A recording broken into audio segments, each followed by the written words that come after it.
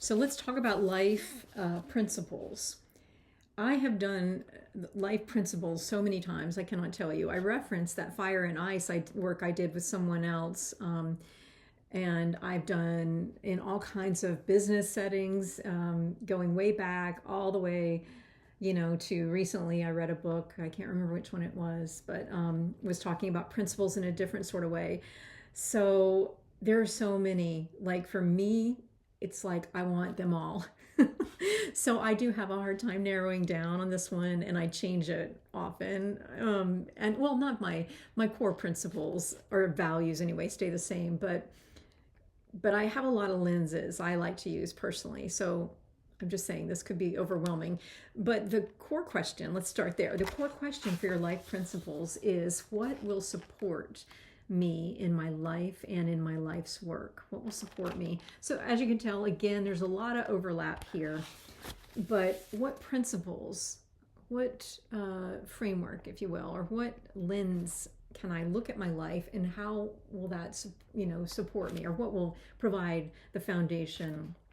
So for me, right away, I knew it had to be kind of multi-dimensional or layered, I suppose. And I am intuitively, because I know myself, and if it's not that, I just it has to have layers. It has to have like either, I don't want to call it complexity, more like intricacy. It has to have intricacy, or I lose interest.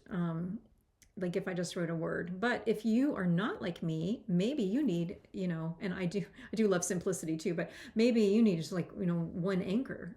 And if you're that kind of person, then maybe you draw an anchor and you create one word for the, your life principles and what supports your life and your life's work. But I intuitively, I knew, and it had to be like this, like kaleidoscopic kind of thing where I could, go from lens to lens and look at things in different ways. This is just the way I'm wired. So I initially drew the 3 circles with the layered colors. And I went back to my 7 wonders of the soul, which I referenced earlier on an earlier page. Those are faith, hope, love, healing, growth, passion, beauty. And I wrote those in one of the circles. And then I came up with, so I had those already. And then I was thinking, okay, so that's the soul. Those are the wonders that are in my soul. But love and the heart is very important to me. So what could be 7 treasures of my heart? And I just arbitrarily chose 7 because there were 7 wonders of the soul. So I wrote the 7 words that I wanted to embody that could serve as principles for me, that were 7 treasures of the heart. And those were kindness, persistence, innocence, forgiveness, courage, patience, faithfulness. And then I thought, okay, so that's my heart and soul. Got this body here on earth and body mind. And how could I connect to spirit? Again, at that point in my journey, so I had a kind of unique experience. I had an abrupt departure from the faith that had been my tradition. I tried to stay connected, and I did in my daily practice. I did stay connected very much.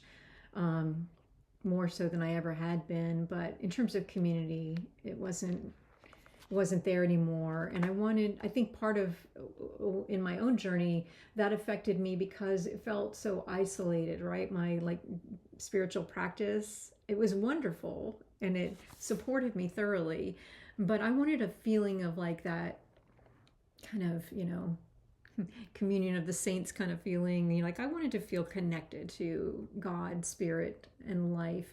And so I started pondering this idea of the gifts of the spirit, and I came up with these 7 gifts of the spirit that I wanted to also have as a lens of principles that I could apply to my life and my work. And the ones I wrote down were blessed assurance, joyful recreation, sacred wholeness, vibrant flourishing, soulful transformation, life-giving restoration, and perfect peace. So some of these are much more aspirational, and that's okay. You can do that. Like perfect peace, no, not even close. And even now, it's a struggle. But it's not to say that that shouldn't be a principle. So don't chastise or shame yourself or not include something because you don't embody it perfectly.